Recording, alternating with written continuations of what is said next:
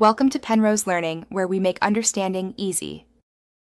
You start by preparing the virtual environment so networking works predictably. Install your VM app and the guest OS image, then attach a virtual NIC. Once done, set that adapter to NAT for immediate internet access. NAT forwards traffic via the host so you don't reconfigure routers. Make sure to install Guest Editions or VMware tools next. This supplies network drivers and improves performance, which is why it's one of the first actionable steps you take. Now configure the adapter mode and IP so the guest can resolve and route traffic correctly. If you need the VM visible on the LAN, switch to bridged mode. Otherwise, keep NAT for isolation.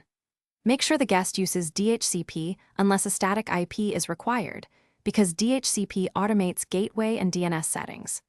Also, enable or create firewall rules on both host and guest to allow outbound ports 80, 443, and 53, since blocking these will stop web and DNS traffic.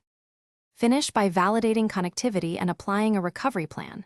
Ping an IP like 8, 8, 8, 8 to confirm routing, and then ping a domain to verify DNS.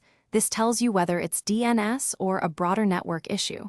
Open a browser and check for proxy or misconfigured DNS entries in the guest. Make a snapshot before major changes so you can revert quickly.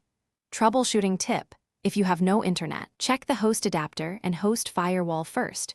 Re-enabling the